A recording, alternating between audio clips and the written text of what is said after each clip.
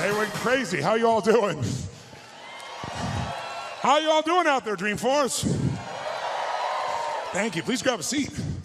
So after that introduction by Mark, we have a lot of history together, and I'm very grateful for the kind words he said. I have had the privilege of interacting with him, knowing him indirectly for about 25 years, and certainly directly for the last 15 years of this journey. And it's so amazing to watch Dreamforce grow from 1,300 people to 135,000, 5 million people online. This man has created like a festival. It's like a music festival for geeks. Excuse me, I mean techies. We're all techies, right? And it's pretty amazing. Can we have a hand for Mark for this creation he's done here called Dreamforce? It's truly amazing. And what touches me most about Mark is his commitment to really find a way to add value. We all know in this room, there's only one way you succeed long term. Anybody can get lucky, do something for a period of time, but real success in any measure whatsoever comes when you do more for others than anybody else. There's no other way to do it. You find a way to add more what? Value. And if we find the way to add more value, we can be superior in the marketplace, but we can also be superior in our own lives. We can enjoy our lives at a different level. We can have a different set of pride that isn't fake, it's not ego. Ego is when you try to make it better than it is, and you know the truth is it's not. But when you really are in a position, when you're in a position where you own what you're about, and you know what you're here to deliver, and you deliver it on a significant scale, then you have an opportunity to really experience not only success, but fulfillment. And this conference has gotten bigger and bigger, not only in its size, but also in its impact. And so I'm really privileged to be back with you here. And I know you're working to raise 1 million meals, and I'm very, very into hunger, to say the least, primarily because I was so hungry at a stage of my life. And my life was completely changed because when I was 11 years old, we had no money and no food, and we'd gotten used to that, but it was Thanksgiving, which makes it more emotional. And my parents were saying and doing things that after you say them, you can never take them back. And it was very profoundly painful, obviously, for myself as the oldest and trying to keep my brothers and sisters from hearing it. But it profoundly changed me because that day something changed my life, and it was somebody simply coming and delivering food. And it wasn't the person, wasn't giving it, it was a delivery guy. And it wasn't a happy moment for my father. It was interesting. My mom and dad are yelling at each other. My mom's saying things to my father, you haven't taken care of us. Pretty painful moment. And the door happens, and I go to open the door, and there's this tall guy standing there with these big bags of food, and on the ground beside him he had this pan with an uncooked turkey. And he said, is your father here? And I said, just one moment.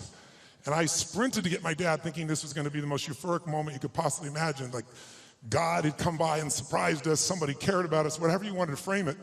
And my father came to the front door begrudgingly. When he saw the man, he got very angry. And he said, we don't take charity. And he went to slam the door. And the man was a very tall guy, and he put his arm or shoulder against it. It kind of bounced off of him. And he said, sir, this is not charity. Everybody has tough times. And somebody knows you're in need, and they want you to have a beautiful Thanksgiving. Please accept this gift. And my father got even more intense and started saying, I don't accept charity. And this time the man put his foot there, and it bounced off of it. And then he said something to my father that I thought my father would hit him. He looked at my father and said, and he looked at me in the background and said, don't let your family suffer because of your ego. It was intense words to say. My father didn't know what to do. He grabbed the food, he slammed it down and slammed the door. And I tell you the story because everything in our life is controlled by 3 decisions. And those 3 decisions I'd like you to look at today because I really want to deliver for you. I didn't come here to do a speech. I love Mark dearly. I really want to serve you, and you all giving the greatest gift you have, your time. You can get your money back, but you can't get your time back. And so I really want to serve you. And I think one of the most powerful things we could do to serve you is have you become clear of what the controlling force is that's controlling the quality of your life. And you and I both know it's not the amount of money in your pocket. It's not who you know. It's not even what you've been through. It's really the decisions you make moment to moment about a couple of different things. And the 3 decisions I made in that moment that I'd like to pull your attention to just real quick are, in this moment you're making these 3 decisions, by the way. The first one is, what are you going to focus on? In that day, my father focused clearly on the fact that he had not taken care of his family. And whatever you focus on, you're going to feel. In fact, many of us in this room, who's ever focused on something, you were thinking something horrible was going to happen, you experienced the pain of that failure or that challenge in your life, and then it never ever happened. Who's had this experience? Say, I. And if things aren't bad in your life, you can always think of shit that hasn't even happened yet. You feel bad in advance. But many people do. Because whatever you focus on, you'll feel. Write it down. Focus equals feeling, because if you start to take control of your focus, you take control of your life. But that day, he focused on the fact that clearly, He had failed his family, and that was the meaning. The second decision you make is, what does it mean? As soon as you look at something, think about something, focus on it, you gotta decide, what does this mean? Is this the beginning or the end? Is this punishment and reward? Is God trying to hurt me or trying to challenge me? Or is this nothing to do with God? I was just being a lazy bastard. Right? The meanings we give to things control our life. If you think it's the end of a relationship, are you gonna behave the same way as you think it's the beginning of a relationship? In the beginning of a relationship, when you're totally in love with someone, what will you do for them? Tell me, what will you do? Oh, come on, guys. What will you do when you're totally in love? Shout out, what will you do? What? What? Make the sound of what it's like when you're totally in love, out of your mind. Just go ahead and make that sound like a primal sound of what that feels like. Just go for it so we get some energy in this room. It's been a long time for some of you, I can see really clearly. Let's try this time. How about totally in love and passionately desiring this person? Like you can't wait to touch them, make love to them, be with them. Make the sound of what that would be like. Go ahead, nice and loud, go ahead. So when you have the meaning that this is the beginning of the relationship and this person's the most incredible thing and you will do what for them? What will you do? Anything. What if you were that way with your client? What if you're that way with your internal customers, called your partners? You go, well, we'd have real sexual problems with HR, that would be the real challenge. But if your commitment was the same, when you're in that place, you do anything in the beginning of a relationship. In the beginning of a relationship, if your partner said, would you take out the trash? What do you say? Take out the trash. Happily. But after about 7 days or 7 weeks or 7 months or 7 years or 70 years, one day someone said, would you take out the trash? You go, what do I look like, your janitor? You go, what happened to our passion? I'll give you a clue. If you want a relationship to last, if you think it's coming to the end, do what you did in the beginning and there won't be an end. Because when you think it's the beginning, you behave differently than the end. The meaning we associate to things controls our entire lives. It's not that your mother or father died that's giving you suffering. Certainly that's painful. It's the meaning you think it shouldn't have happened. And when we take control of the meaning, it's the only thing we can control our lives. We can't control events. And we're living now where technology is happening so rapidly. It's magnificent what it does for our lives. But we all know with that technology, our psychology is not developing as rapidly. And as a result, the world's changing. And there are a lot of us that have learned to engage with technology and use it to maximize, most people in this room. But there's lots of people who use technology to disengage, to be harmful to themselves and to other people. It's not a one-way street. So I'm interested in how to maximize the psychology side, and that's why I'm sharing this with you, so you can increase both your leadership skill, but who do you have to lead first to be effective, my friends? Who? Yourself. And so good to see. What's controlling you? Well, what I'm focusing on is controlling me. You can focus on something and make yourself crazy. You can focus on something and make yourself great. In this moment, you could be worried about Ebola, because we all know it's coming. People are freaked out all over the world. 36,000 people die a year of flu, and the whole world is focused on Ebola. Because the news is not designed to inform you, it is designed to startle you. Because that's how you sell things. So if you let someone else take control of your focus, your life will be in someone else's hands. So first decision is what you're gonna focus, second meaning. My father that day focused on he hadn't taken care of his family, and the meaning was, I know what it was because he said it out loud, then I'm worthless. Now when you come up with a meaning, it produces an emotion. And if you and I wanna look at the quality of our life, there's only a way to define it. One way really, that's real. How do you feel every day? If every day of your life you got $1 billion and every day you feel guilty or angry, by the way, nothing worse than an angry rich man or woman, isn't there? You just want to slap them, don't you? How do you have the right to be angry? But they find a way. But if you got $1 billion and you're angry and you're pissed off and you're guilty all the time, what is the quality of your life? Angry, pissed off, and guilty. If you have nothing, I live in Fiji a portion of the time. I have a home there and a resort there and kind of 2 families of villages there that I interact with the last 25 years. And when you go to Fiji and you walk down the street or you drive by, people jump up and they yell, "Bula, bula, bula," which means welcome, be happy, we love you. And you drive by 5 minutes later and they jump up, "Bula, bula, bula." And you're going like, what drugs are they taking? No one's paying them. But they're so happy. They're in such a different state. They've learned to focus on something else and come up with a different meaning for life. But if the meaning is it's the end, if the meaning is that you're dissing me, if the meaning is you don't care, whatever meaning we come up with, that affects the third decision, which is what am I gonna do? And what people do is based on the meaning, because the meaning creates emotion. right? You can be miserable no matter what you have, and you can be euphoric having nothing. We all know it's true. In fact, is it possible to learn to let, for example, all hell could be breaking loose around you, and you could just be sitting in a chair in this centered space, all hell breaking loose, and you could still feel great? Is that possible? Yes or no? Yes or no? Sure, but you and I live in a Western culture. Well, if you sit and bliss out, people come and take your furniture. So we have to be good at not only controlling the internal world, but our external world. And that's shaped by what we do. And what people do is based on their emotions and also their role models. So I thank you, Mark, and I thank all of you that are role models for people, where you show people that success does not mean taking, that success can mean truly growing and giving. That money, resources, and opportunity are things to be shared. They're things that are tools for a quality of life that you're able to enhance for people and for yourself and your family. Pretty beautiful thing. My father that day decided what to do was, if I failed and I've been worthless to my family, I must leave. And he did.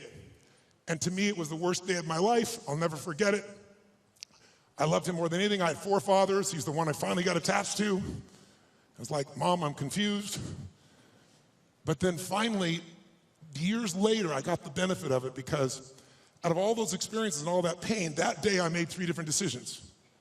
First decision is I just decided to focus on something different than him, and that's the power we have. We get to decide what to focus on, and my decision number 1 is I want to focus on the fact there's food. What a concept. Pretty cool. But the most powerful thing to change my life was meaning. I said, what does this mean? Because my father had always said, my mother had always said, nobody gives a shit. Nobody cares. Don't care about anybody, they don't care about you. And that day I had physical evidence. Those you bringing food, I want you to know that's not just food. That's called love for someone. That's called hope for someone. That's called surprise for someone. And that day for me, I went, strangers care. And so I started caring about strangers. And I decided someday I'm gonna do the same. So when I was 17, I fed 2 families. It was like one of the most incredible experiences of my life. I went to the grocery store, I was all excited, saved up all my money, went to the manager and said, I wanna feed 2 families, this is what I'm doing, it's not for me, give me a discount. And he gave me 10%, and I thought, cheap bastard. But I went out and I delivered this food, and ironically, I called this church and I asked in the barrio, a particular place, where are some families in need? They gave me 2 names. I put on t-shirt and jeans. I wasn't going to be acknowledged. I also didn't want somebody to be insulted, because I saw what happened to my father. And I wrote a note, said, this is a note from a friend. And I said, I just want you to know, we know you're having difficult times. Everyone does at times. And I want you to have a beautiful Thanksgiving. And please feel loved, take care of your family, and someday, if you can, do well enough to do this for one other family and pass it on. But love a friend. And I had it written in Spanish as well. And I'll never forget, first place I pull up, this rotten old van, stick shift van, that I borrowed from a buddy of mine, with all these bags of food. And I went into this place and got out, pulled up this little tiny building, really tiny, knocked on the door, and when I knocked on the door, this little woman opened the door. It was probably half my size, which is not hard. I'm 6'7", so she's like 5'2". And she looked up at me like this, and she saw the groceries, and she screamed. And she started grabbing my head and pulled it down and kissing me. I was like, no, no, no, delivery boy, delivery boy. And she goes, no, God gift, God gift, God gift. And she didn't speak English, so I handed her the note. She read the note, she crying again, started trying to kiss me again. I said, no, no. She goes, God gift, God gift. So I pointed, where do I put this? In this tiny little room. There's a table there, I put the food down, and I went over to get some more groceries. And when I did, 4 children come running out.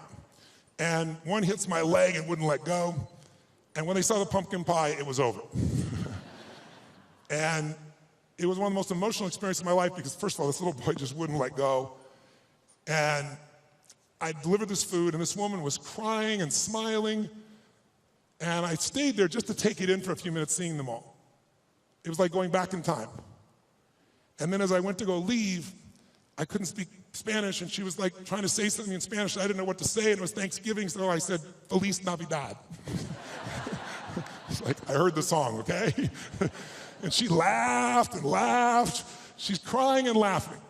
One of the more beautiful experiences of life, isn't it? When you can have both those experiences in your body simultaneously. And I remember I got in the van, and all the 4 kids were sitting on the bench here, and she's standing there waving, and I pulled and go in reverse, and I looked in the mirror, and as I looked in the mirror, I saw these kids there, and I saw Mom crying and smiling still, and then I lost it. I started crying uncontrollably. And I'm like trying to put the thing in gear, through tears come through my eyes, and I thought to myself, what? I mean, this is a beautiful thing, why am I crying? And then I realized what a gift that day was. I realized that my worst day of my life was my best day. And my goal for you, if you don't already have it, my guess is you've already done it, knowing where you are in your world today, but maybe your second worst day, it's time to make a best day. Because out of every tragedy, out of every pain, it only gets healed when we find a deeper meaning, when we find there's a higher purpose in it. And I realized I wouldn't have been there that day. I wouldn't have that hunger to help somebody else if I hadn't had the hunger in my own soul at one point missing. So it's very personal to me, and I want to thank all of you that made the contributions, and I told Mark and I've announced that I'm going to match the 1 million meals if you hit it, and I'm sure as hell expecting that you will, and so we'll get 2 million, and when I told that, then Mark said, I'll match that. Like these lead to nights like this, lead to love like ours, you like the smoke. So Mark's matched it, so if you do the 1 million, we're going to do 3 million here. So that's the way to play the game, I think, just raise the game together. And so I'm excited about what that possibility is. And I'm personally also, November 18th, I'm going to feed 50 million people. I've fed 42 million in my life. And the reason I tell you this, and I'll get off the soapbox, but I want you to think about what's going to create meaning for you. Because money by itself won't do it. But impact will. And impact can be with your own child, spending more time with it. It doesn't have to be anything to do with contribution any other way. You can contribute to your own family. But contribution is what makes us feel fully alive. And I'm doing that because, I don't know if you're aware of it, but a year ago, last summer, Congress cut the budget for what was traditionally called food stamps by $8.7 billion. By the way, $8.7 billion is the equivalent of every family they support going without for food for 1 week a month for 12 months out of the year. And all the nonprofits are trying to support that. So I'm partnering with Feeding America, and I started writing this book, and I thought, I'm going to donate all the profits of the book. I'll feed 10 million people. And then I was like, that's not enough. And I thought, well, I'll get matching donations. And I'll raise the bar, I'll get 20 million. And as time has gone by, I finally decided I'm gonna do 50 million myself, and I'm looking to raise 100 million, and that's in addition to the million I'm doing here. That's not part of it. So if you want help, you're welcome to, and Feeding America is my partner, and we're working for matching funds to get to 100 million people. I'm already to 67 million just with some friends of mine before we even launch it. But it's a goal, and why do we do it? I don't ask you to do it because it's a heavy or something. I do it because you can. Do it because it's fun. Do it because research shows that when it comes to money, buying things will never make you happy. Never. Doesn't mean you shouldn't have some nice things. I have some nice things, I'm sure you do too. But it's not going to give you happiness. Buying experiences can make you happy, by the way. People who say money doesn't matter, they don't know where to shop. Because there's some experiences you can buy that are extraordinary. Who's got some experiences, some trips, some things you've done with family or friends that will live with you for years? Who knows what I'm talking about here, right? Those things, that money can be a really valuable tool there. If you can find enough add value and have money and do those experiences, how cool. I'll tell you what else money research shows will do. People always say money doesn't matter once you get to a certain level. No, it matters that you can spend $5 a month and have more emotional juice, and it can be measured all the way down into your saliva by hormonal changes. You want to use money, not let money use you. And so another thing that'll do it is getting rid of drudgeries. Who here loves to pay for shit you don't want to do? Right? Cleaning the toilet. Who likes to have someone else be able to do that if at all possible, right? Because once you do that, those drudgeries are gone. What do you get to do? You have time. And with time, you can spend more time with your passions, the things that matter for you that you can do in the world, that share in the world. And the third thing that gives people the most enjoyment on money, just so you know, is actually giving it away. And nobody believes that until you do it. Now, if you don't give a dime out of a dollar, you're not going to give 100 million out of a billion ever. Don't kid yourself. It's the place to start wherever we are. And if you do, I think you can find there's enormous enjoyment in that process. And I think you'll also find if there's somebody you love, you do something for, it's even more. So that's why I'm here. And I want to now make sure in the time that you're here, let's kick this in gear and let's talk about 3 things that can truly change the quality of your life. Number 1, first of all, if you make new decisions about the focus on, try this just for a moment. Just for a second, take a deep breath in. Exhale and give it a moan. That was really pathetic. Let's try that again. Deep breath in, then make it a sexual moan and thoroughly enjoy it. Oh, that was much longer and deeper. I like that. That was good. One more time. Use deep breath in and give it a moan. Now, one of the things that I want to talk to you about here tonight, this afternoon, is really simple. And that is, everyone here is in business, and there's a problem that all businesses have. We're in the most competitive environment we've ever been in. We went from, 500 million people being online to a couple billion people being online. And in the next 4 years, they're saying we're going to have 3 billion more online. That means this entire world is a bigger market. If you're the person that adds more value, it also means you're going to have more competitors than you've ever seen in your life. How many think the economic world that we're in today is going to stay the way it is? Raise your hand. Okay, one man on drugs, there's always one. Okay. How many think that the economic environment's going to go through seasons? We're going to have some more ups and downs as we adjust to what's happening in the world here. Say I. Well, then if we know that, our goal, you and I as leaders, should be to anticipate that. In fact, everyone in this room is a leader of something, whether you're the leader of a company or whether you're a leader of a department or whether you're a parent or hopefully you're a leader, not a follower. If you're a leader, you've got to exercise that skill. And so I want to talk to you about that and one of the most important skills at that. But most people don't exercise that leadership because they're dropping behind in their skill sets. And I'll give you an example of what I mean. How many of you in this room, I want an honest answer, and I'd like you to yell the answer, raise your hand if you would, please. How many of you in this room have ever experienced the absolute total humiliation of playing a video game against a child? Scream I if you've done this experience. Oh, come on, let me hear you. What happens when you play the child? Who always wins? Come on, who wins? Always. Why? Is it because they're faster? Is it they're smarter? They're younger? Their neurons are functioning at a quicker tempo? Here's how it usually works. You're a mother or father, you're an uncle or an aunt, you're a grandfather or grandmother, you're a friend of the family, you're looking for a gift. We live in a tech world, in a world where today children play with an iPad and learn how to use it before they know how to tie their shoes. How different is that world? I was with Mark yesterday with his daughter for her six-year-old birthday, and we're talking about things, and she's got these Legos, and a friend of ours says, oh, my 6-year-old goes on the iPad, searches on YouTube for videos on how to build cool stuff using Legos, and starts to study how to build all these structures. That's the world we're in that our kids are in at 6 years old. And imagine what else they're searching for and finding at 6 years old. It's a wild, wild world. So here we are with this technology, and most of us are not seeing what it's doing for us. So you sit down with this child who's high-tech, you're not. Even the techies in this room aren't usually as gamers. I know there are plenty of gamers in the room, but there's plenty not. And then what does the child do? The child says, oh, come on. You go, look, I'm not good at this. This is for you. Come on, uncle. Come on, auntie. Come on, mom. Come on, dad. It's my birthday. It's Christmas. They use the guilt approach, don't they? And what do you find? You finally break down. Okay. Now you should know you're being set up when they go, you go first. Right? And they go, look, it's really simple. You just shoot. You just shoot these guys, and it all drops down, and you think, okay, I'm going to show this little bastard I can do a thing or two here, right? Take out the gun, you shoot, and you're dead in 2.3 seconds. Whose experience this? Say I. Now what happens to the child? And about 45 minutes later, you get your second turn. Am I right? And then you're really pissed. You're dedicated. You're devoted. You're focused. You're going to take this thing out. You last 4 seconds and you're dead. Out of the side of the head. The kid.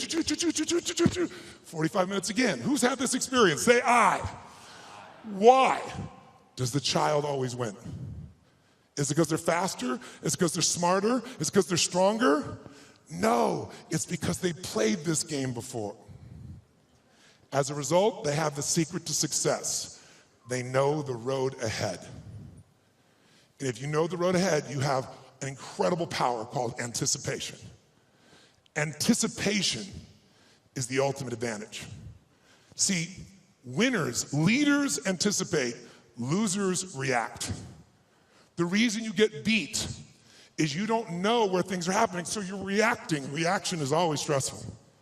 And yet so much of our life is predictable if we just were to study it, not be caught up in our day-to-day.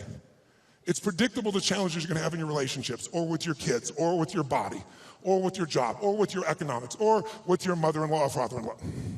These are predictable. And if you were to anticipate these things and put a strategy in place, you could take it all out and have the quality of life that you deserve. In business, it's everything. Those that anticipate, those that lead, and then there's those that follow. The followers are the reactionaries. So the more we can anticipate, and you can't anticipate and lead unless you first learn how to lead yourself at a different level. And so I love to have you just see that if you and I can start to take control of our focus, and we can start to control the meaning of our lives and make something really that meaning that empowers us, because look, what's wrong is always available, isn't it? There's always an Ebola, a bird flu. There's always something that's going to kill the entire human race tomorrow on TV. And then there's your life. What's wrong is always available, and so is what's right. And you have to take control of that focus, because otherwise you become the follower and you get to live your life. Even though you're a smart person, we're all smart, but it's easy to get led astray by everybody else's focus, isn't it? and then all of a sudden let them create the meaning for us. And then all of a sudden we're settling for a life far less than what we desire or deserve. So my approach is really simple. My approach is to say, let's you and I, just for a few little time we have here, and by the way, this to me is a little time, a couple hours, 2.5 hours, I guess, at this stage, because kind of the minimum length of seminar I do is 50 hours, 50. And you go, are you kidding me? I don't like to hear myself talk. I like to see people do things so often they build muscle, not just thoughts. And so one thing I'm going to ask you to do in a few minutes is we're going to go from this passive mode that you're in right now into full engagement. Because if you get fully engaged, it's amazing what you can accomplish and do. When you're partially engaged, you get a little bit of result. When you're disengaged, we all know what you get, nothing. And we live in a society where most of us are so overwhelmed. There's so much information. We're not having any problem with information. We're being drowning in information, but we're starving for wisdom. And so we got to separate it out. And so one way to separate it out is I'd like to talk to you about 3 things that can help you increase your performance and your life. Because what I'm obsessed by and have been for 37 years is what can increase performance for an individual or an organization. But also I'm equally obsessed about what's going to make somebody fulfilled. Because who's had this horrible experience? Who here has ever achieved your goal and then your brain said, is this all there is? Who's had this experience here? Say I. And that's worse than failing. At least when you fail, your brain can say, I can figure this out and do it again a new way. But when you succeed and you're miserable, you're basically technically screwed. So what I want to make sure that you and I do is we set ourselves up to be able to win. So there's 3 things I'd like to walk you through. 1, I'd like to walk you through how to the competitive edge that's going to get you both the performance you want at the highest level and also the fulfillment you want. Because if you want to know my view, I can tell you there's 2 master lessons in life. Lesson 1 is the science of achievement. If you want an extraordinary life, if you want a magnificent life, which by my definition has nothing to do with me, it's life on your terms. Some of you, what's an extraordinary life? It's having a cool little company. For some of you, it's having a big billion-dollar company. For some of you, it's not a company, it's 3 wonderful children that you totally love and adore and spend time with. For some of you, it's poetry. For some of you, it's making a difference in the environment. It's different for all of us. It's life on your terms. But if you're gonna have an extraordinary life, you need to master, number 1, the science of achievement, which most of you are damn good at or you wouldn't be in this room, right? You know how to go from where you are, have a vision, make it real. Speeding that up, that's my business. And when Mark talked about it, he actually showed me the other day, we were together a couple days ago, and he showed me the very first day he did his V2 Mom, which is really a simple way of saying, what do you really want? What's your vision? Your values is, why do you want it? And walking through the obstacles and the solutions and strategies to get where you want to go. And he showed me on the back of an American Express bill where they designed on the very first day Salesforce. And there you see that day where he engaged. He engaged in his vision instead of settling for a life that someone else had designed. He had a great life, extraordinary life. Top guy at Oracle, working for one of the most brilliant people on the face of the earth. Can you imagine how hard it would be to leave there and start something from scratch? But he had something larger that he wanted. So how do you do that? How do you get yourself there? You gotta understand the science of achievement. But I know so many people I get the call from, most successful in the world, business person, politician, leader of some sort, economic leader, financial trader, and they call me up and they want me to change something in their business, but I know what they really want. They really want to find fulfillment still. Because success without fulfillment is the ultimate failure. Who's with me on this? Right? You make everybody else feel great. I mean, it's a horrible example. I hate it, but we all know an extraordinary spirit that took his own life just recently, probably lit up more human beings than almost anybody alive when it comes to humor and joy. He made everybody else feel happy but himself. It's sad. You don't want that to be you. If there's any gift he can give besides his joy, is the evidence of what you don't want to move towards. Nobody in this room is going to move towards that, but we do it at a little level. We die a little bit along the way by giving up what we really desire and believe in. And my goal is to make sure, see if we can wake that up. So, and by the way, fulfillment is as unique as there are people. Achievement, there's laws, right? You do this, money, there are laws. Your body, there's laws. We all have biochemical, special, unique identities, but there's certain fundamentals. If you do them in mass, you're going to be overweight. If you do them differently, you're going to be fit and strong. Same thing with money. But fulfillment is as unique as art.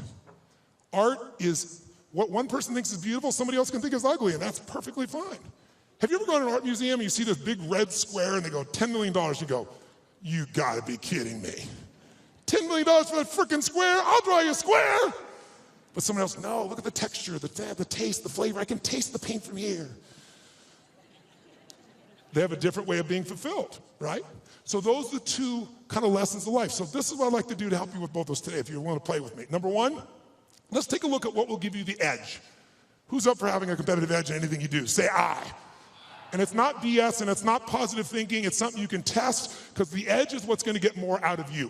Second, I'd like to show you how to create a breakthrough. Who here has an area of your life where there's something you've struggled with for a while, and you're sick of struggling with it, and you're sick of making excuses, and you want to actually change it today? Who's got one of those in your life? Say I. If you want to play full out, I can show you that. And the third element really affects the other two, and it's really the one that affects business and life, and that's the power of engagement. All of these are tied to engagement. And I'll tell you what triggered me on this, is thinking about how could I add the most value here. And engagement is one of those, new flash words in the corporate culture we all hear about. Oh, full engagement, partial engagement.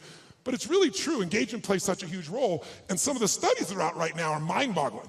Have you seen the recent studies they've done? 142 countries asking workers around the world, how would you describe yourself? Fully engaged, partially engaged, disengaged, aggressively disengaged. And guess what they found out? Throw it up there. Around the world, in 142 countries, they found out that 13% of employees worldwide said they were actually engaged in their work. Now, for us in this room, you'd say that's absurd, there's something wrong with the survey. Well, you'd be right. In a room like this, it's full engagement, or at least a lot fuller engagement. America has the highest engagement of any country in the world, it's 29%, which sounds so much better when you hear 13. So which would you rather have, a punch in the face or a kick in the stomach? But let's flip that around and say, what does that really mean? It means 71% of people are disengaged at work in the richest, most powerful, most influential country in the world. It's mind-boggling. Now, if it was only one study, you'd say, oh, it was a partial, but you can see study after study coming up with similar numbers, slightly off, but pretty much the same ratios. Now, here's what's really interesting. Of those 71%, there's a group in there, about 24% of them, that are actively disengaged. You know what that means? That means they hate what they do, and they hate you. Now, this is pretty important, isn't it? They hate what they do, they hate you, and they will actively work to disempower the organization. Who has ever bumped into one of these humans? Raise your hand, say I. Okay, so when you bump into these humans, it's not usually a pleasant experience, and we all know they're out there. And by the way, how much damage can they do in a world that has, social media everywhere, where good news travels fast and bad news travels faster, and people don't care what the truth is afterwards. It's a cool story, it makes it go. So this is an area that if you're going to change your business, you got to make a difference. So here's what I'm looking at. What makes the difference in people? What makes the difference in an organization? And I would submit to you that it isn't getting a head start. You can find individuals who you give everything to. You can love on them, give them a great education, they get a great economic background, and can spend the rest of their life going in and out of rehab. Who's seen this before, knows what I'm talking about? Say I. On the other hand, you see people that life's kicked in the face, somebody's been abused mentally, emotionally, physically, you name it, and they become the Oprahs of the world. So it's certainly not, advantage does not come because you were given something. And by the way, in business, advantage doesn't come because you have most resources. Companies with most resources don't win. The most resourceful companies win. The most resourceful companies are the ones where employees are the most engaged. And it's statistically proven. You look around and you say, who had the lead? Well, before YouTube, there was Vimeo. They had a year jump. Pretty much the same technology, just didn't engage as many people. Before Google, there was, what happened, Yahoo? If you're out there, what the hell happened to you people? Right? Before Facebook, there was, what happened to MySpace? Facebook was more engaging. Engagement is really the new factor. Being able to be fully engaged. And by the way, in your intimate relationship, how important is engagement? Some guys go, very important, I want to put it off as long as I can. No, I don't mean that. Full engagement in that area is going to determine the level of fulfillment you have or don't have in a relationship, right? The more engaged somebody feels that you are with them, the more energy you have, the more connection you have, the more aliveness you have. So part of what I'd like to kind of experiment with here is kind of discover what creates engagement for real with you, what creates disengagement, because these are huge factors. Because if you understand what they are, your level of performance, your level of results, your level of leadership, your level of joy will change very, very radically. Who's with me that engagement is not just a term, but something that can make a difference in your body? Let me see a show of hands. Say I. Now, I'm asking if your hand raised for some engagement. Because here's what research shows. If you listen to me passively as I'm talking here, guess what? Within a month, if you just listen, sit passively, which most of you are doing, and there's nothing wrong with this, what you've been doing your whole life, what you've been taught to do, you'll remember about 10% of what I say 2 months from now, which basically means you wasted your time today and I wasted mine. 10%. How many came here because you want to learn something, do something, change something, make something stronger or better? Say I. If that's true, then if all you do is take notes, which I don't see anyone barely doing, thank you very much, a few of you. I stand corrected. Then nudge the people on either side. What's wrong with you, bitch? Come on, where's the notes? Right? Because I don't know anybody who's got that great a memory. In my entire life, I've kept journals. Because here's what I learned early on. Writing it down, if I never look back and read it again, the physical act of writing it down drives the grooves deeper. Repetition is the mother of skill. You look at anyone who's masterful, why are they masterful? Why can LeBron James do what he can do? Because he's done it a few million times, right? You know, Kobe will go out and make 300 shots before he will leave that floor every day. 300 shots. The same freaking activity. Most people in tech world, oh, I heard that story, I know that thing, oh yeah. If you're not doing it, you don't know shit. You understand. And understanding in $3 will almost get you a Starbucks. If you're gonna master something, you need to get the repetition where you get it in your body and you bring emotion to it, and enough motion, enough repetition, it gets in your body, and now it becomes physical mastery where you don't think about it and you just do it. Mastery is tying your shoes. Most of you can do this, chew on some gum, send a text simultaneously. Not some people leave their tongue out while they're doing it, but you get the idea. If you do something enough, and you're confident enough, you're certain enough it's in your body, that's mastery. So I'd like to see if we couldn't get to a different level of mastery in this. And what I'm gonna ask you to do is, by the way, if you listen and take notes, just write those notes down or you type them in, whatever you do, research shows you'll retain about 40 to 50% of what's been said. For the future, I'd highly engage or encourage you to do that. Now might be a good time. And then the third most powerful one is if you physically engage your body. If you ask you a question, yell back the answer. Or in a few minutes, I'm gonna ask you to actively engage in a different level. Engage with each other, do some crazy things you wouldn't normally do. What that does, it brings up engagement, 80, 90% retention, because now it's not just a thought or a right, it's a feeling in your body as well. And if you do that, you're gonna retain it. Who's up for doing more and holding on to more? Say I. Then to do that, I'm gonna ask a couple things. One is if I ask you a question, please yell out the answer. You're already doing that, you're being very kind, but don't be kind anymore. Do it with more passion and intensity. Because I'm not gonna ask you questions you don't know the answer to, because I want you to feel good about yourself. But if you yell out the answer, you'll activate your body's nervous system. Make sense? And the more you activate, the more energy you'll have.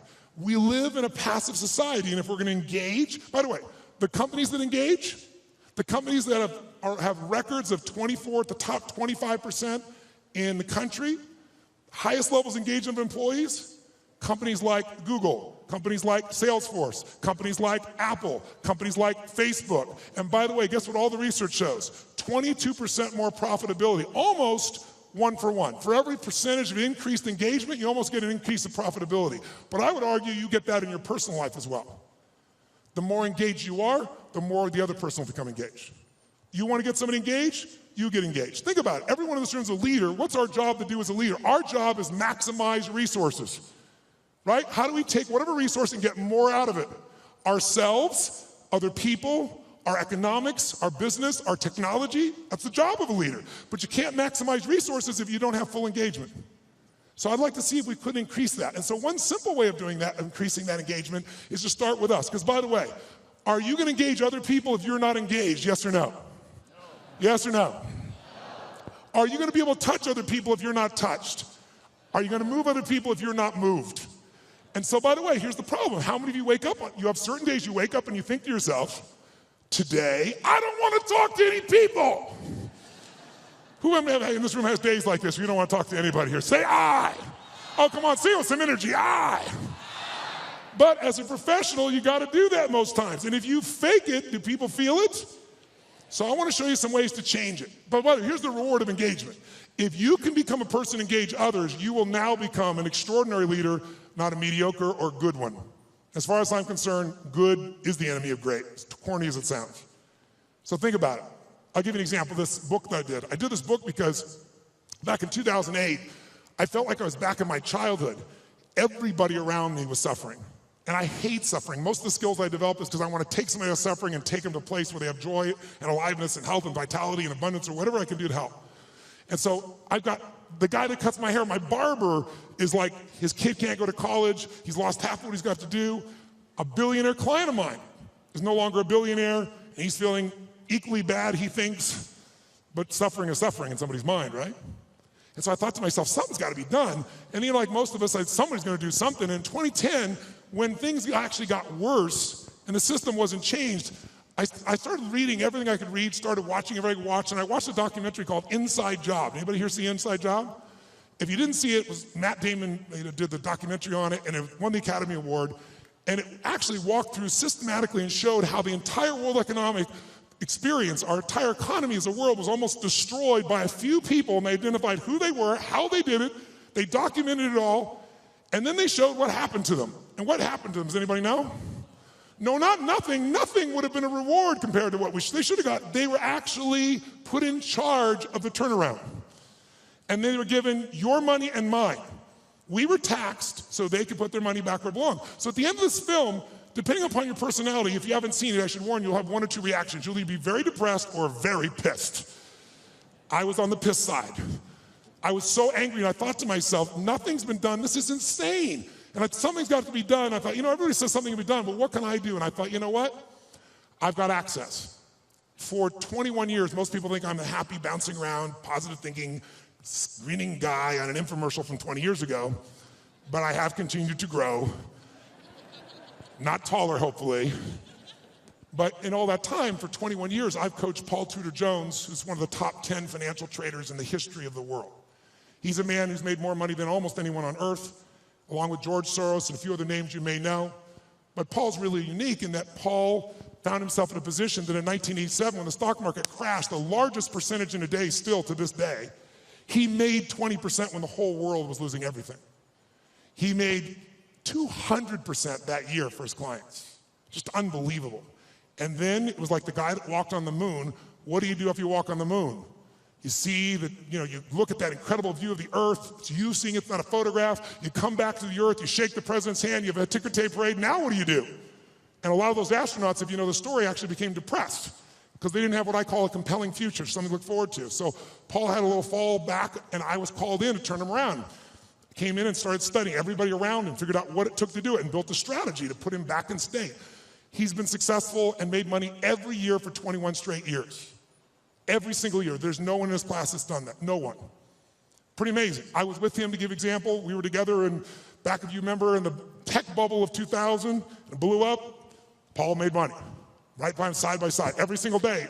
He's emailing me every single day. I'm talking in some ways, communicating, or I'm going to see him every 3 or 4 months to be there in person to make sure we keep tweaking the system. I'm not there to be a positive thinking coach. He didn't need that crap. I'm a prepare for anything coach.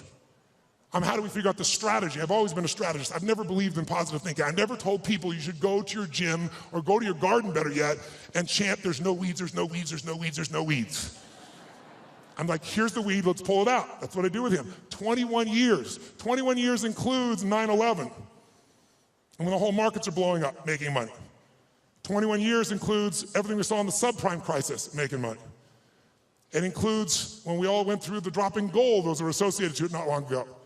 So I've been there with all those pieces, and I got a chance to learn from this guy side by side, and I've been able to contribute to him in a significant way. So I got access. So I decided I'm going to go find a way to interview the 50 most influential, financial, brilliant minds on the face of the earth. Not people you read on the internet, not people on television screaming at you what to buy and telling you to go to some mythical mutual fund that gives you 12% every year, and it doesn't exist, but the real guys and the real ladies that do it.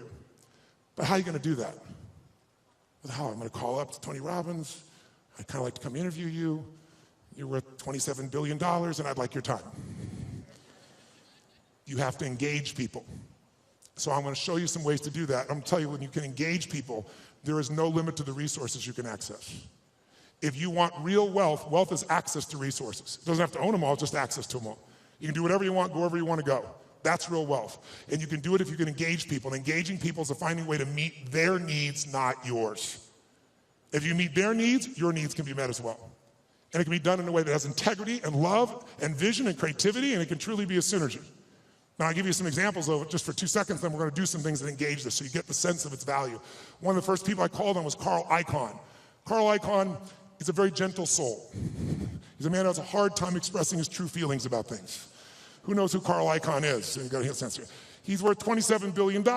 He has made more money. In fact, on the cover of Time magazine, they called him the master of the universe because Kiplinger did a little study and found out Warren Buffett is not the most profitable person you could have invested with.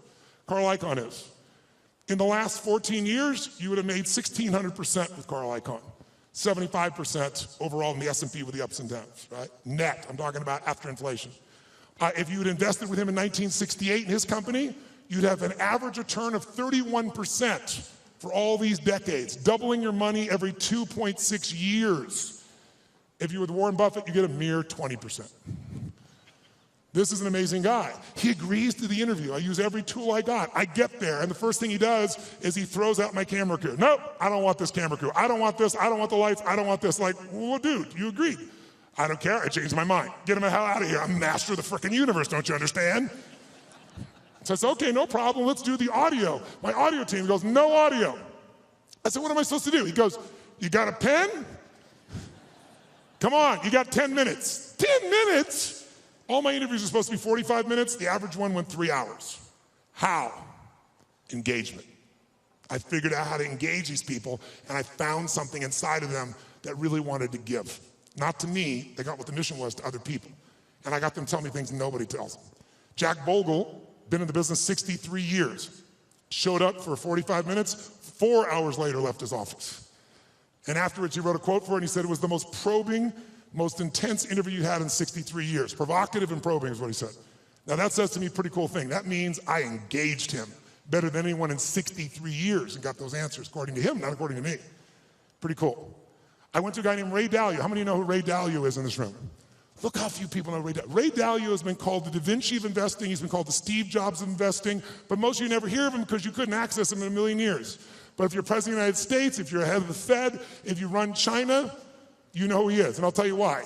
To work with Ray, first of all, for the last 23 years, he's made 21% per year compounded before fees. Through all those environments. Unbelievable.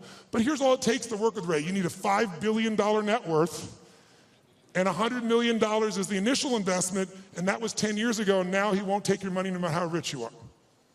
You're talking to him, and he gets a phone call, and it's the Prime Minister of China who wants some coaching. A large hedge fund might be $15 billion. Ray's $160 billion.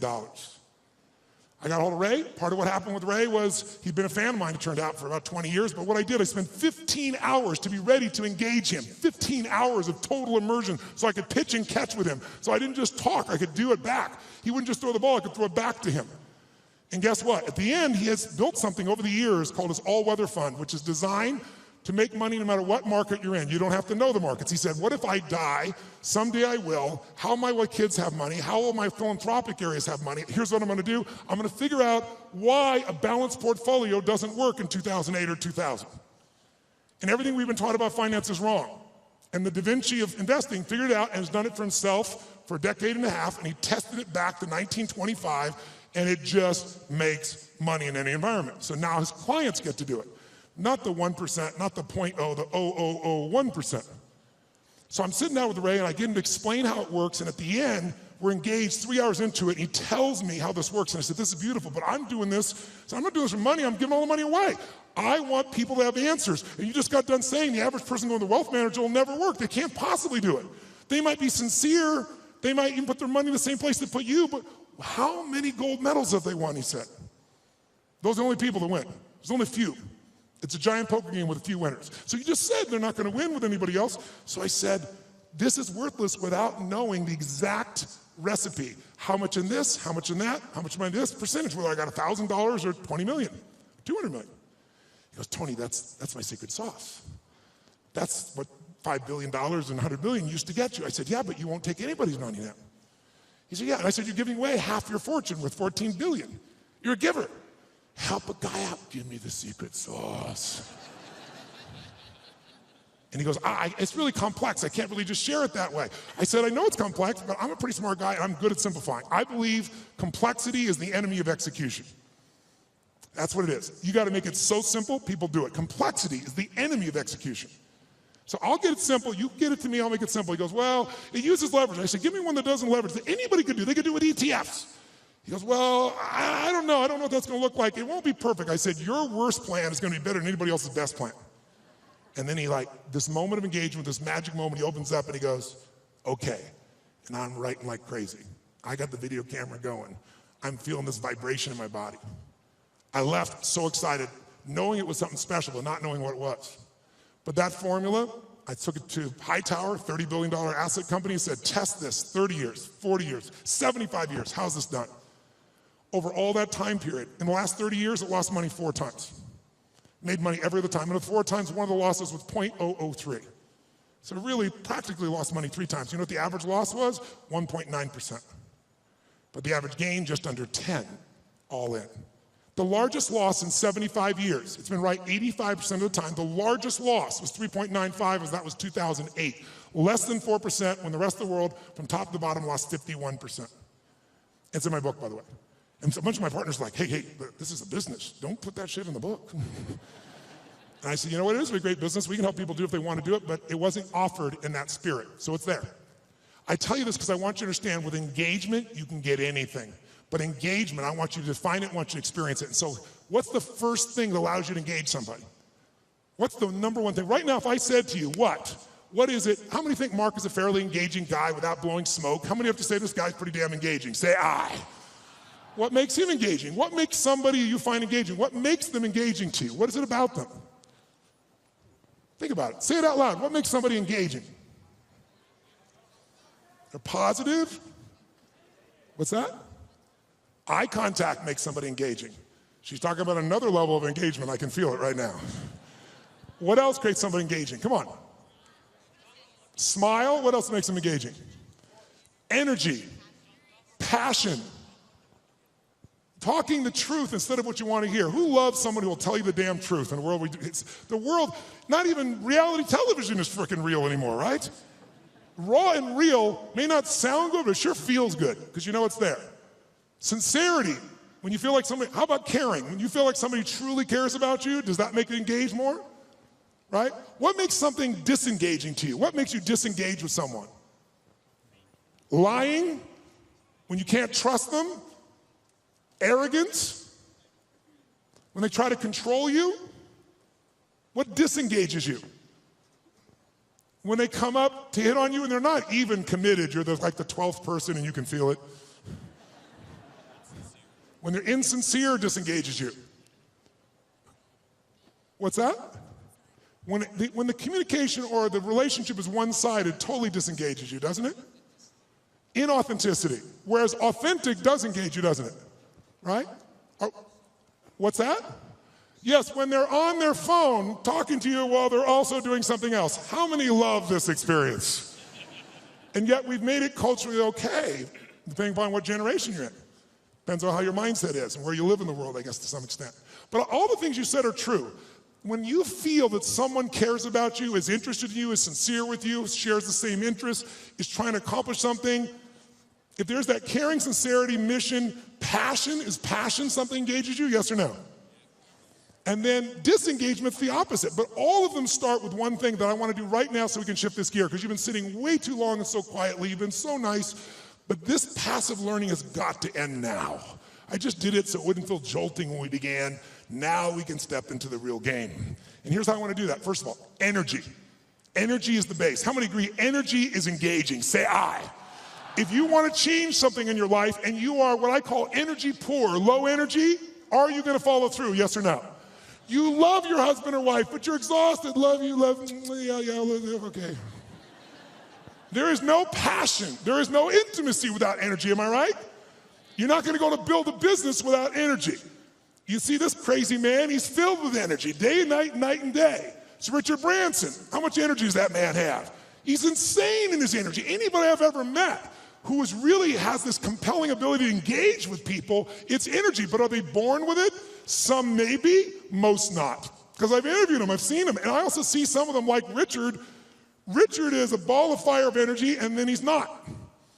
He's actually a very internal guy in many ways. He's external when he wants to go do something. He's crazy and willing to risk his life. Not in business. In business, he goes, okay, I'm going to take Virgin and make Virgin Airways, so how can I lose? Oh, I'm going to make a deal with Boeing that if they fail, I get to give them the jets back. That's how he thinks. In his life, let me go in the middle of a balloon in the middle of the sky and hope shit happens. The point is, engaging people have that kind of energy. It doesn't matter who they are, where they are, they have that kind of experience. So what you and I got to do is we've got to tap that out. So how many of you have had times when you were in the flow, where energy was going through you? Like, you didn't have to think about it. The right thing was said, the right thing came out of you. Who's been in this place before? Say I. Oh, come on, say I.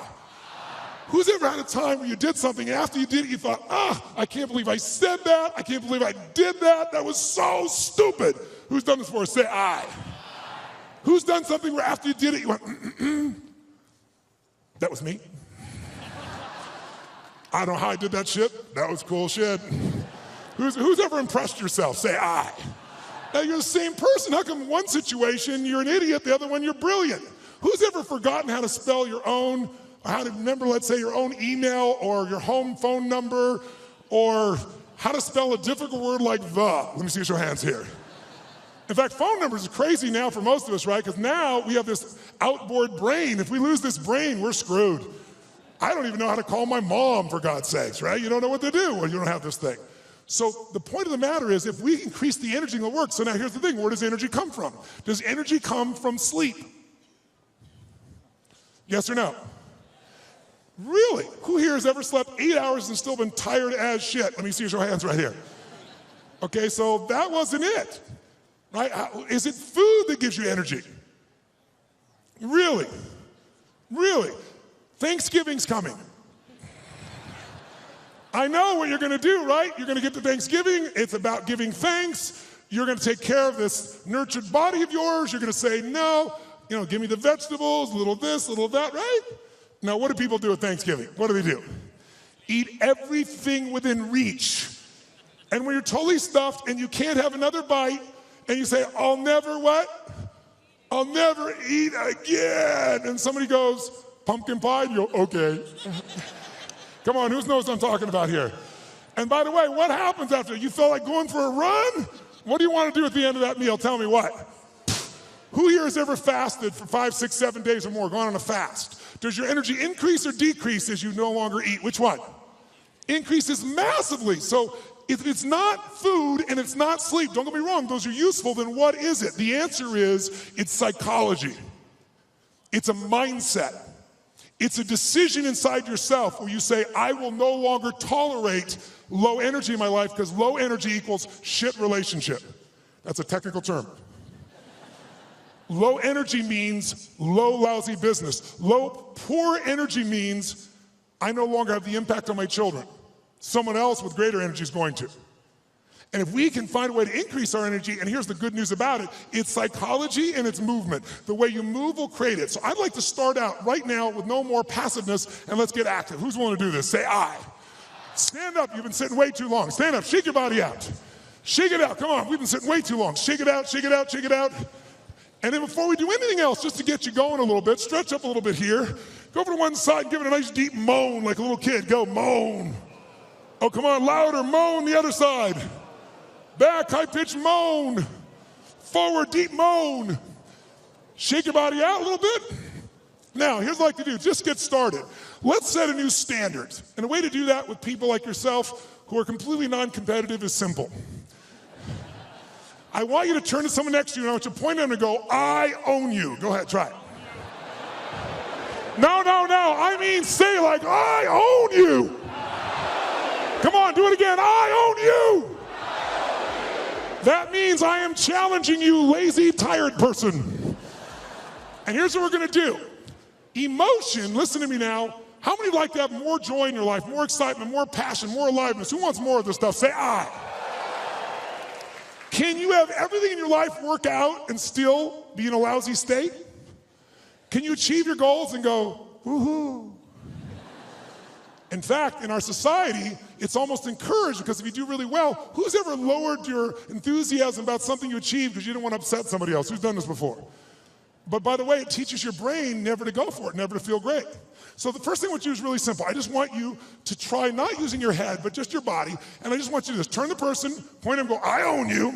Go ahead, I own you. Some of you have to join a group of 3. We're into that, go ahead. When I say now, I want you to literally try to outdo their body with energy. I want you to shake the building like you're celebrating the greatest sports victory of your life, like you had the greatest orgasm you've ever had. And you are like a little kid celebrating, not like a boring adult. Ready? Face the person. You're going to outdo them for 30 seconds. 1, 2, 3, go, go, go.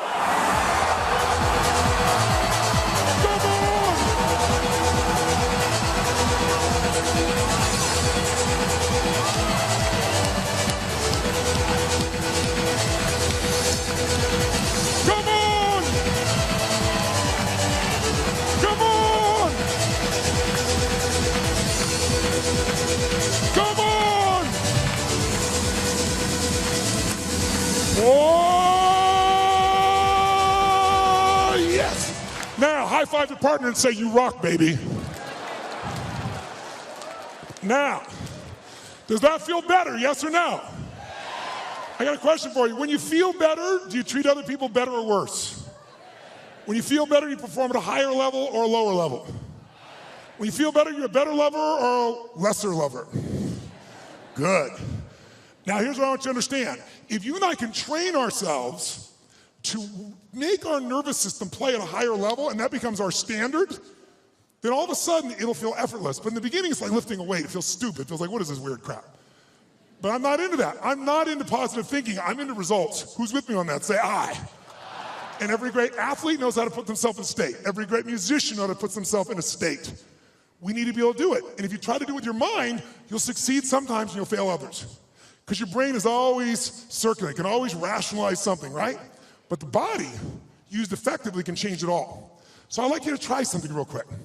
If you're a leader in this room, how many consider yourself a leader in what you do for a living? Let me see your hands. I figured almost everybody. So if you're a leader, that doesn't mean other people follow you, by the way. It just means you live life on your terms. You don't settle for less than you can do or be or share or give. So if that's your mindset, then you got to say, okay, if I'm really going to be a leader in my life, then I need to own my energy, my certainty. I can't just wait till I feel good to do things. I got to be able to get myself to feel good, and not phony and not fake. So I'd like to show you as a leader, your skill as a leader, your number one skill that makes you a leader is your ability to influence. Is it true? And who do you have to influence first? That's right. If you can't influence you, you're going to influence somebody else. But your ability to influence the thoughts, the feelings, the emotions, the behaviors of other people. If you do that, then you will be able to engage the world and yourself. So how do we do that? Well, to influence other people, hear me now, to influence other people, you have to know what already influences them. If you try to get your kid to clean the room the way it would work for you, I promise you it probably doesn't work that way for them. Everyone's different, but there are some universals, and one thing that influences all of us is our state. If you're in a pissed off state, if you ever had a friend do something nice and you're in a pissed off state and you snap at them and you feel bad later on, it was just the state you're in, who knows what I'm talking about here? Say I. So we need to train ourselves to be in a better state.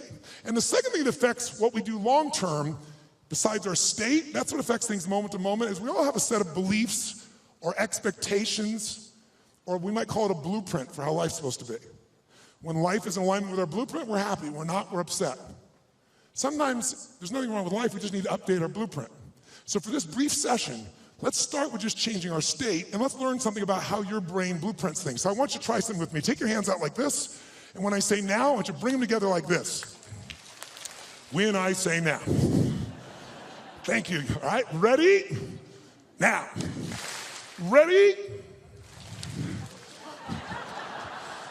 You can hear the entrepreneurs in the room. They're not waiting, baby. I'm going. I'm ready. I love it. Now. Ready? Now. Ready? Now. Keep your hands together. 32 years of research in 160 countries shows something really simple. As often as you pull your hands apart and bring them back together, if I don't mention it, you will always run the same pattern with the same thumb on top. In fact, notice which one it is. And I like, just try it, see what happens. Do it again. Ready? Go. Ready? Go. Ready? Go. Ready? Change thumbs. Go.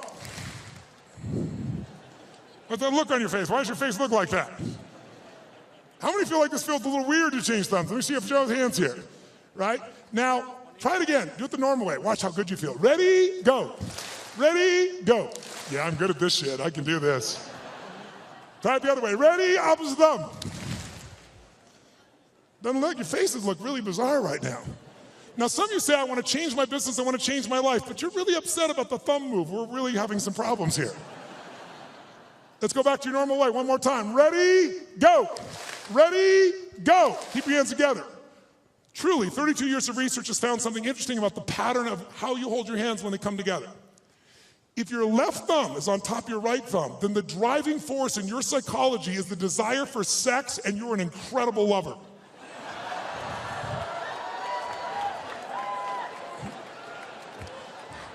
I saw that man change thumbs. I saw you change thumbs. Look at him try to show the one. Oh.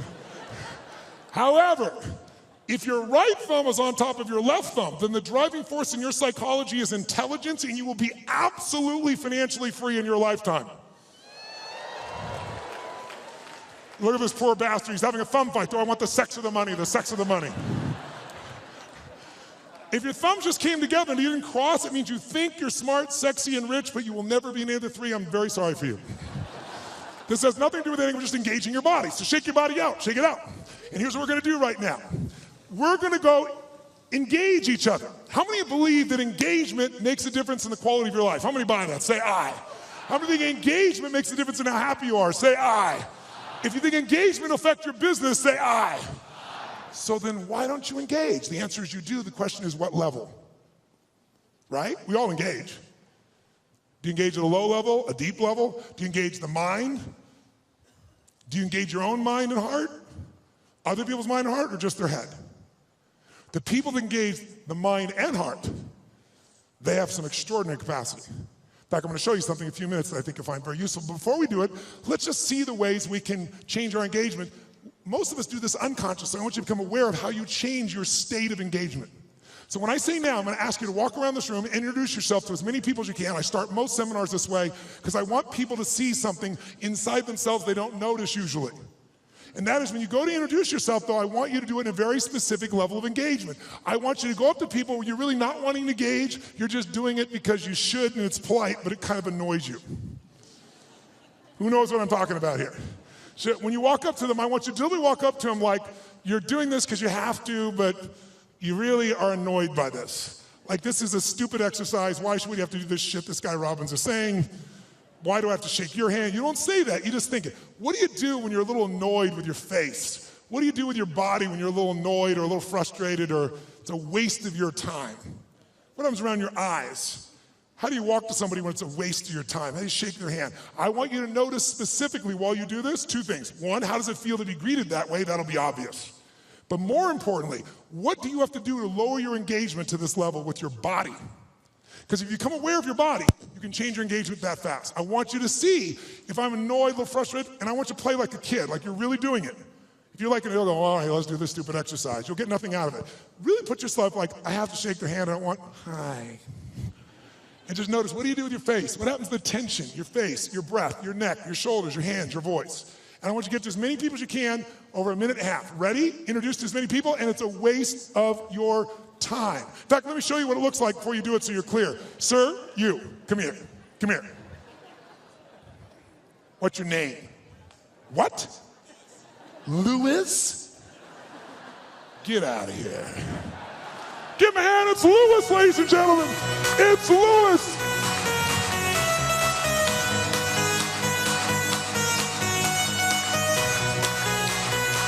Oh, all right, get to as many people as you can now. It's a waste of your time. See what you do with your body. Go. Stop. Freeze. Wherever you are in the room, freeze. Shake your body out of that state. Now, when I said freeze, that wasn't hard for many of you because you didn't go anywhere. Hi, that shit's over. So, question. Shake your body out of that state so you have none of that left. All right, question. And we've got in this room, what, 6,000 people, 7,000, 8,000, whatever's in this room. I think it's 6,000 people. I'd like if you would to yell the answer, because we have people from virtually every country in the world here, and see what really happens. I want to see if we got a measure. Raise your hand and shout yes if you made a significant change in your body to go in that state. Say yes. Great. Did you change the muscles in your face, yes or no? Yes or no? Did you change the way you moved, yes or no? Did you talk louder or quieter? Which one? Did you talk faster or slower? Which one? Did you go straight for him or did you hesitate? Which one? Now, by the way, I could go through 20 of these, and if you notice, Every country in the world, I think, is represented in this room. Every belief system, every background, every sexual preference, every spiritual preference. Everyone in this room is different, comes from all kinds of places. Every one of you to feel this way are doing the same things. Because the one thing that's universal in engagement is if you engage your body one way, you're gonna feel like shit. Another way, you're gonna feel incredible. But if you're unaware of it, you let the environment control you. Become aware of it, you can take charge. Like knowing the buttons to your brain. How many follow? Say I. So that's what that one does. Now let's contrast it to a totally different state of engagement. Who's ever wanted to engage with somebody? A man, a woman, a person you wanted to employ, somebody, a client you wanted to gain, and you wanted to engage with them, but you were afraid they wouldn't engage with you fully. You're afraid they'd reject you, and that fear was really strong and held you back. Who's had this experience before? Say I. Good. If you don't raise your hand, you lie about other shit too, so I understand that. So here's what I'd like you to do. When I say now, I'm gonna ask you this time to greet people in a different level of engagement. I want you to greet them as if you're deathly afraid they're gonna reject you. But to do this, I want you to be like a little kid again. Because when adults, we're all achievers in this room, right? So we're not afraid. Fear is not a word for an achiever. We just get stressed. Stress, by the way, is the achiever word for fear. You go, no, I'm not scared. I just have to get these things done. I'm stressed out, all these things are done. Well, what if you don't get them done? I have to get them done, but what if you don't? Well, then the thing will fall apart. What if it falls apart? Well, then it'll fail. What if it fails? Then I'll be a failure. If I follow the trail of your stress, it will bring me to your deepest fear. So if you own your fear, you can figure out where it is and actually how to change it in seconds. And when fear is no longer around, fear is your only enemy. Because when fear's not there, nothing stops you. Who's with me on this? Say I. But we don't call it fear because that doesn't seem cool to us. We're all adults. But kids, will kids show their fear? Oh yeah, right? They'll do it, they'll make sounds, they'll do everything. So I'd like you to do this time is when you greet somebody, I want you to exaggerate like you're deathly afraid, like, hi. How you doing?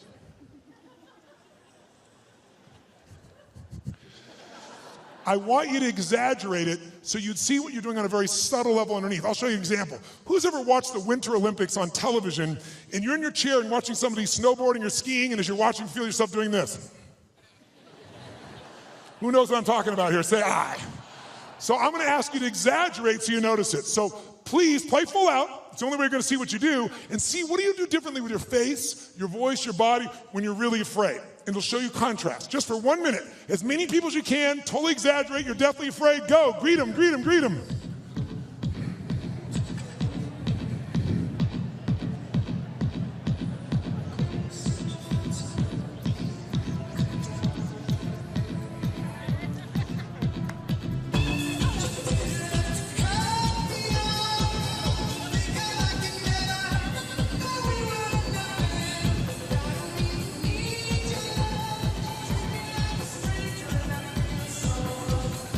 Okay, stop. Shake your body out, shake your body out. Now, nice and loud, did you use your body differently to go in this state, yes or no? Yes. Did you use the muscles in your face differently, yes or no, please? Yes. Say it again. Yes. Did you talk louder or quieter than you were annoyed? Which one? Quieter. Faster or even slower? Did you go for them faster or hesitate even more? Yes, was there tension in your body? Where? Yes. Now notice, you're hearing the exact same answer from me. I didn't tell you to do that with your body. I told you to be afraid, but you did the same thing with your body. We're all unique, but you have this gift that our Creator's given us called the nervous system. Use it one way, you'll feel afraid. Use another way, you'll be annoyed. Use another way, you can feel incredible. So let's find that. Shake your body out one more time. Shake it out like a little kid. This time when you go to greet people though, how many of you in this room own your own business? Let me see your hands. Own your own company. Let me see your hands.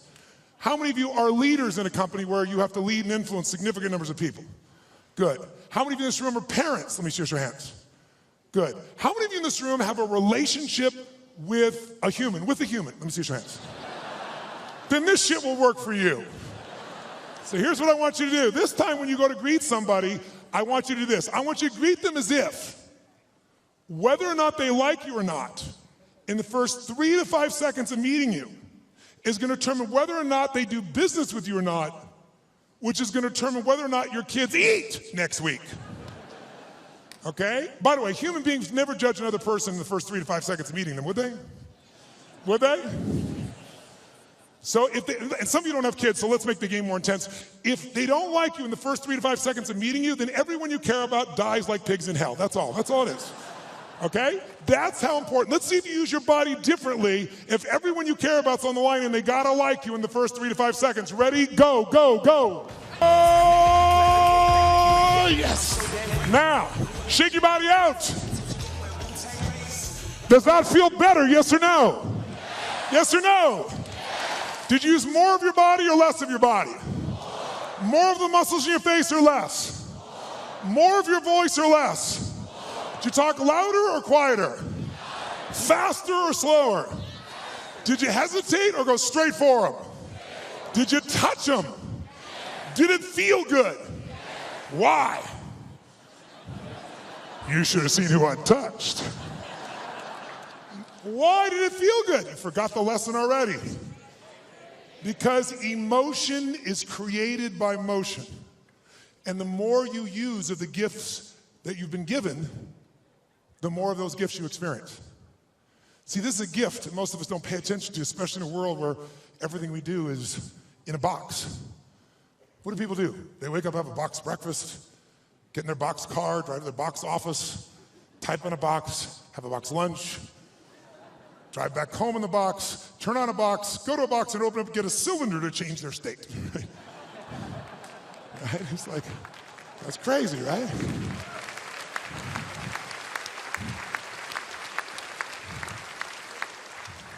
But if you and I use our body differently, we are going to think and feel differently. Do you feel more engaged or less right now? Which one? Did you engage others more or less? Now, by the way, was that the best way you could greet someone? By the way, did that feel, first of all, did that feel good? Yes or no? Make some noise if you enjoyed that feeling. Come on, make some noise. Right. So, question, was that the best greeting you're capable of giving a total stranger? Yes or no? Yes or no? Yes or no? Wow, listen, you hear some yeses and some nos. If you're saying no, that's not the best you could do, should we review the experience here for you? We said if you don't give your best, everyone you care about dies like pigs in hell, and you still didn't give your best. We need to talk. If you said no, I respect you. You know why? Because if you said no, that wasn't my best, you were being truly truthful, because whenever we get to what we think our best is, what do we always find? There's always what? Come on, guys. There's another level. Is it true? So if you said no, I respect you. So I'm going to ask you to take it up one more level. You say, what are we going to do? Get naked? No, no, no, no. What I want you this time is I want you to greet people as if they're your best, let's say last person on earth you've loved, you've missed, your best friend, your lover. Be like, oh my God, look, it's Mary. There she is. Oh my God. Oh, wow.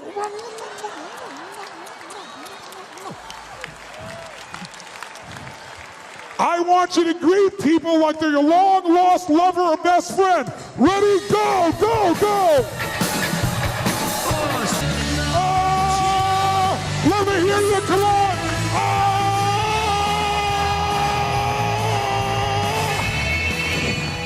Now, shake your body out. Does that feel better? You feel more alive or less alive? More energy or less energy? Did you use more of your body or less? Did you use more of your face or less? More breath or less breath? Did you talk louder or quieter? Faster or slower? Did you hesitate or go straight for them? Did you touch them? Did it feel good? Why? Because emotion is created by. Now, the more you use of this, the more you're going to have. By the way, the more you use of this, the more you engage other people. We talked about Robin Williams. How freaking crazy was he in the use of his body? He used everything.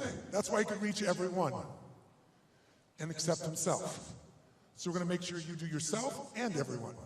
Because the first engagement's inside. How many feel much damn better right now than when we were sitting here before? Say, ah! So we want to use this. This is not something you just engage in one time. If you become engaged, you can engage anyone else. If you sincerely care about them, if you're looking out for a way to support them and yourself, but you're not going to do it if you're low energy, poor energy. You want to be energy rich. Now, if you do this and you sit down and you don't drop out of state, this energy is still available to you once you turn it on. How many, by the way, feel like sitting down right now? How many feel like rocking and doing something? Let me see your hand. Say, ah. Because life is momentum, isn't it? Just like business is momentum, emotions momentum, sports momentum. So you can build your own momentum, but what you got to do is you got to do the simple practice of putting yourself in a peak state. Because why? Peak performance comes from being in a peak what? Say, Tony, what am I supposed to do? Go to the president of Microsoft and go, Charlie! I bet it'll change your state. No, but if you start within you, even if you only show a portion of it, like a tip of the iceberg, people feel there's something deeper underneath, even when you don't say it. They sense what's in you. And when that's there, you can have a much deeper impact. Now, why did you come to this conference? Tell me, anyone, why did you come to this conference, sir? To grow. To grow what? What's it? To grow what? To grow inside as an individual. What did you hope would happen if you grow inside as an individual? I'll be a better person. If you're a better person, what will that give you? A better life. If you have a better life, what will that give you? Happiness. So he's got a long story, but he just freaking wants to be happy. And most of us have a long story. If I do this and this and this, if I have 14 perfect children, if I change the world, if I make $1 trillion, if I do these things, then you have some people it's happy, some people it's free, some people feel a life of meaning, some people say I'm lovable or I'm loved. We all have different words, but we're after emotions. Everything you do, and most of us in this group are pretty intellectual individuals, pretty smart individuals, at least we think we are, but this gets in the way often of this.